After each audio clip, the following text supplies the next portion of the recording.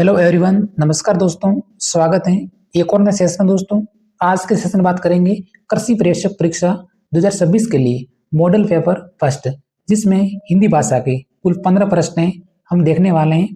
ये जो हमारे प्रश्न हैं सिलेबस को ध्यान में रखकर हमने बनाए गए हैं, तो सभी साथी इस क्लास पर अंत तक बने रहना है और इन्हीं प्रश्नों का जो पैटर्न है और लेवल है जरूर समझें। शुरुआत करेंगे हम प्रथम क्वेश्चन से। निम्न में से एक स्त्रीलिंग शब्द है, वो कौन सा है? स्त्रीलिंग शब्द उदाहरण दे रखे हैं हिमालय, कान, शनिवार और यमुना। जल्दी से आपको आंसर बताना है, तो हम यहाँ पे लॉक कर देते हैं ऑप्शन नंबर डी, यमुना। एक नदी शब्द है, तो नदियों के जो भी नाम दिए हो हमेशा पुल्लिंग में प्रयुक्त होते हैं, तो ऑप्शन नंबर डी। उसके बाद कुछ उदाहरण जैसे दिनों के नाम और महीनों के नाम हमेशा पुल्लिंग में प्रयुक्त होते हैं। पर्वतों के नाम और पेड़ों के नाम हमेशा पुल्लिंग में प्रयुक्त होते हैं। जो भी पर्वतों के नाम आपको दिए हो जैसे हिमालय, एक पुल्लिंग शब्द है। उसके बाद है अनाज जैसे चावल, चावल एक पुल्लिंग शब्द है। द्रव्य पदार्थ जैसे दूध, दूध भी हमेशा पुल्लिंग में प्रयुक्त होता है। उसके बाद है ग्रहों के नाम, पृथ्वी को छोड़कर सभी पुल्लिंग में प्रयुक्त होते हैं। उसके बाद है अंगों के नाम और देवताओं के नाम भी हमेशा पुल्लिंग में प्रयुक्त होते हैं। तो लगभग मैंने 5 ऑप्शन है आपको अलग से समझाए। इसके बाद आपको जो भी ऑप्शन दिखाई देगा तो आप समझ जाओगे। तो फिलहाल हम लॉक करेंगे ऑप्शन नंबर डी को। अगला प्रश्न, क्वेश्चन नंबर सेकंड। हिंदी वर्णमाला में स्पर्श व्यंजनों की कुल संख्या कितनी होती है? स्पर्श व्यंजन। अब यहाँ पे प्रश्न डायरेक्ट स्पर्श व्यंजन का नहीं पूछते हैं, डायरेक्ट ये पूछ लेते हैं कि निम्न में से ये व्यंजन है या फिर सव्यंजन है। तो इस तरह से आपको याद रखना है। तो हिंदी वर्णमाला में स्पर्श व्यंजनों की जो संख्या होती है वो होती है 25। 11 स्वर होते हैं, 33 व्यंजन होते हैं, और जिसमें टोटल स्पर्श व्यंजनों की संख्या होती है वो होती है 25। अब आप ये ऑप्शन ध्यान रखने जैसे नासिकीय, अंतस्थ और ऊष्मा। नेक्स्ट प्रश्न, क्वेश्चन नंबर थर्ड।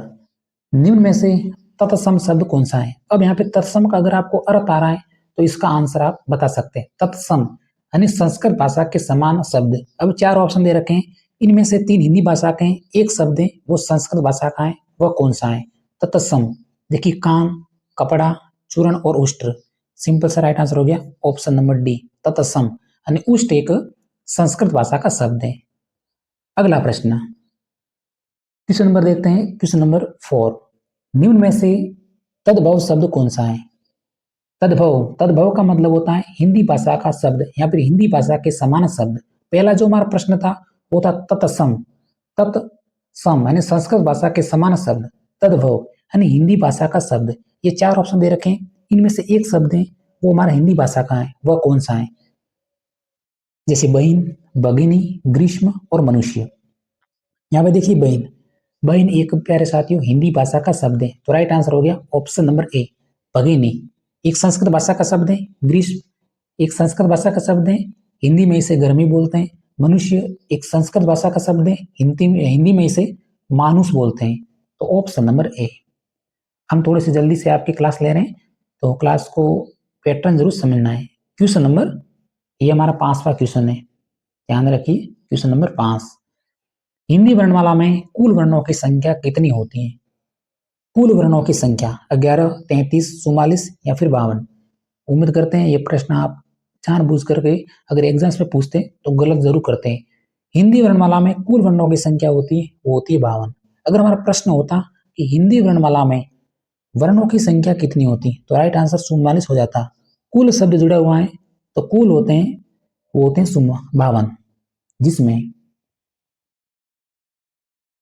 11 स्वर होते हैं, 33 व्यंजन होते हैं, 2 उत्सिप, 2 अयुग्मा और 4 संयुक्त व्यंजन। इसमें से ये 2 आपको याद रखने हैं, जैसे ढ़ और ढ, ये उत्सिप व्यंजन है। उसके बाद है अ और अ, ये भी हमारे अयुग्मा है। तो इनकी 2-2 संख्या और इसके नाम है, आपको जरूर याद रखने हैं। एक बार थोड़ा सा देख लीजिए क्वेश्चन नंबर से। त वर्ग का उच्चारण स्थान कौन सा है? त वर्ग का उच्चारण स्थान, सभी उच्चारण स्थान एक बार जरूर याद रखें, यह क्लास आपको केवल समझाने के लिए। तो त वर्ग का उच्चारण स्थान तो वो होता है ऑप्शन नंबर डी को लॉक करेंगे, दंत। त वर्ग का जो हमारा उच्चारण स्थान होता है वो होता है दंत। Next question number 5, question number 6, question number ये हमारा 17 है।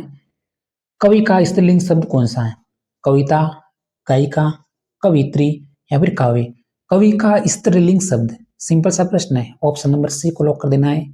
कवित्री, कभी कभी ये शुद्ध शब्द के रूप में पूछते हैं, कवयित्री, जिसमें ये की मात्रा छोटी होती है, त्री की मात्रा बड़ी होती है। तो कवि का जो स्त्रीलिंग शब्द है वो होता है कवयित्री। नेक्स्ट प्रश्न, क्वेश्चन नंबर ये हमारा 7वां क्वेश्चन हो गया। यशोगान शब्द का संधि विच्छेद कौन सा है? यशोगान, यशो धनगान, यश विसर्ग धनगान, यश धनगान या फिर यश विसर्ग धन गान, यशोगान। यशोगान में का जो सही संधि विच्छेद है ऑप्शन नंबर बी, यश विसर्ग धन गान। ऑप्शन नंबर बी को लॉक कर देना है।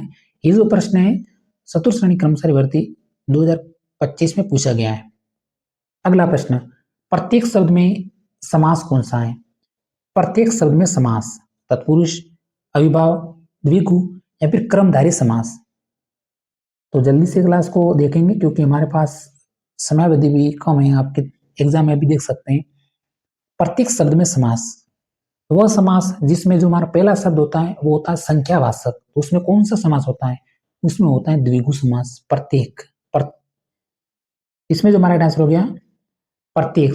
प्रत्येक शब्द में जो हमारा समास है वो प्यारे साथियों अविभाव होगा, क्योंकि वह समास जिसमें पहला पद या तो उपसर्ग होता है या फिर अवयव होता है, तो उसमें जो हमारा समास होता है अविभाव। उसके बाद द्विगु समास, इसमें देखिए प्रत्येक में द्विगु समास नहीं है, क्योंकि द्विगु समास में पहला पद संख्यावाचक होता है, जैसे त्रिफला, 3 फलों का समूह, उसे कहते हैं त्रिफला, तो इसमें द्विगु समास हो गया। तो प्रति, जिसमें देखिए प्रति उपसर्ग है, तो समझ गए वह समास जिसमें या तो उपसर्ग जुड़ा है या फिर अव्यय या फिर योजक चिन्ह होते हैं, तो उसमें जो समास होता है वो होता है अविभाव।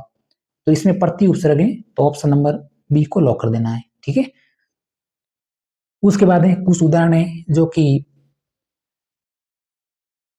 अविभाव को प्रदर्शित करते हैं, जैसे पहला पद प्रधान, वह कौन सा समास है? बीएसटीसी एग्जाम्स में सीधा प्रश्न पूछते हैं वह कौन सा समास है जिसमें पहला पद प्रधान, तो उसमें अविभाव। वह कौन सा समास है जिसमें दोनों पद प्रधान होते हैं? द्वंद्व समास। वह कौन सा समास है जिसमें अन्य पद प्रधान होते हैं? तो बहुब्रीहि समास। अगला प्रश्न, क्वेश्चन नंबर है 12 ना, क्वेश्चन नंबर ये 10वां है। ठीक है, 12 क्वेश्चन नंबर 10, निम्न में से एक अर्धविराम का चिन्ह कौन सा है? अर्धविराम का चिन्ह वो हो गया, ये पूर्ण विराम का है, ऑप्शन नंबर है।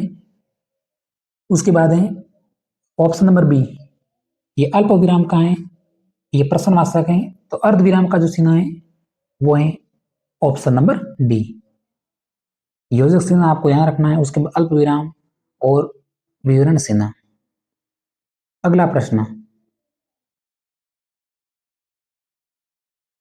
अलंकार के भेद होते हैं, अलंकार के भेद तो होते हैं 3, शब्द अलंकार, अर्थ अलंकार और उभय अलंकार। ऑप्शन नंबर बी है हमारा राइट आंसर है। क्वेश्चन नंबर 11, निम्न में से लघु स्वर कौन सा है?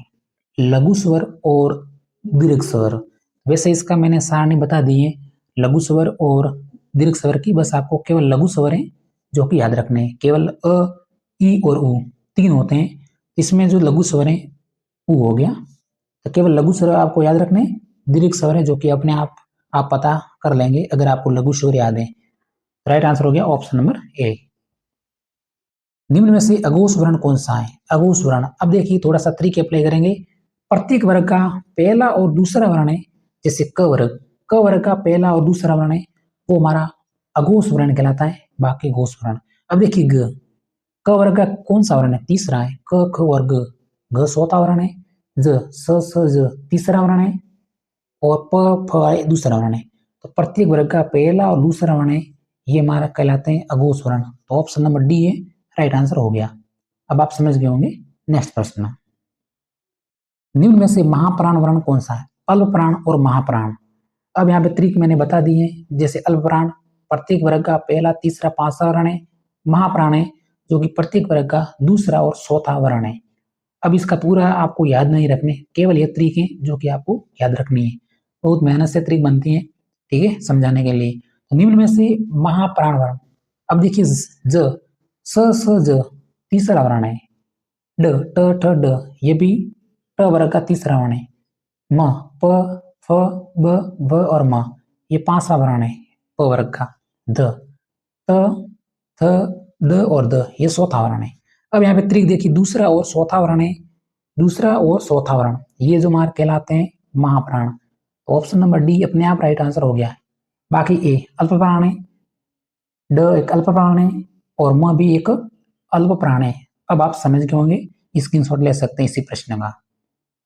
अब ये अगला प्रश्न, निम्न में से एक अल्प प्राण वर्ण कौन सा है? अल्प प्राण प्रत्येक वर्ग का पहला, तीसरा और पांचवा वर्ण है, वो हमारा अल्प प्राण वर्ण कहलाता है। ड ट ठ और ड तीसरा वर्ण है, ग चौथा वर्ण है, फ दूसरा वर्ण है, ठीक है, ठ है जो दूसरा वर्ण है, ख ये भी दूसरा वर्ण है। अब यहाँ पे पूछा है अल्प प्राण का, तो देखिए तीसरा वर्ण है, यहाँ पे तीसरा वर्ण आ गया ना, तो option number A right answer हो गया। अब है आज की क्लास का हम अंतिम प्रश्न देख लेते हैं, ठीक है, फिर क्लास को फिनिश करेंगे। अंतिम प्रश्न है, गंगा नदी शब्द में संज्ञा कौन सी है? गंगा नदी शब्द में संज्ञा, कंफ्यूजन दूर कर दूंगा इसी प्रश्न में आपका। गंगा नदी शब्द में संज्ञा व्यक्तिवाचक, जातिवाचक, भाववाचक, समूहवाची, जातिवाचक। गंगा नदी, तो गंगा नदी शब्द में जो हमारी संज्ञा है ऑप्शन नंबर एक को लॉक कर देना है, व्यक्तिवाचक संज्ञा। अब थोड़ा सा समझिए, अगर केवल नदी शब्द होता, केवल नदी शब्द, तो इसमें जो हमारी संज्ञा हो जाती जातिवाचक नदी। इसके आगे गंगा शब्द जुड़ा हुआ, गंगा एक नाम का बोध है, तो इसमें जो हमारी संज्ञा होगी व्यक्तिवाचक संज्ञा। अब आप समझ गए होंगे, उस व्यक्तिवाचक संज्ञा जैसे व्यक्तियों के नाम, जो भी व्यक्तियों के नाम हो अगर आपको दिखाई दे तो उसमें व्यक्तिवाचक संज्ञा होती है। वस्तुओं के नाम दिए हो, स्थानों के नाम हो तो उसमें डायरेक्ट व्यक्तिवाचक संज्ञा होती है। अब जातिवाचक संज्ञा, ये उदाहरण आपको रट लेना है, नदी शब्द है, झील शब्द है, पहाड़ शब्द है, देश शब्द है, जिला शब्द है, शहर शब्द है और विद्यालय, इन सभी में जो संज्ञा होती है वो होती है जातिवाचक। अब यहाँ पे देखिए देश शब्द, देश शब्द में जो हमारी संज्ञा है वो जातिवाचक, लेकिन देश शब्द में आगे भारत शब्द जुड़ जाता है, जैसे भारत देश, तो इसमें संज्ञा होगी हमारी व्यक्तिवाचक। केवल देश शब्द में जो हमारी संज्ञा है वो है जातिवाचक। तो उम्मीद करते हैं कि मैंने पूरे के पूरे उदाहरण जो कि आपको समझा दिए हैं। अगर प्यारे साथियों हमारी क्लास पसंद लगी हो तो क्लास को लाइक, शेयर और सब्सक्राइब जरूर करेंगे। इसी तरह मिलेंगे अगले सेशन में। धन्यवाद।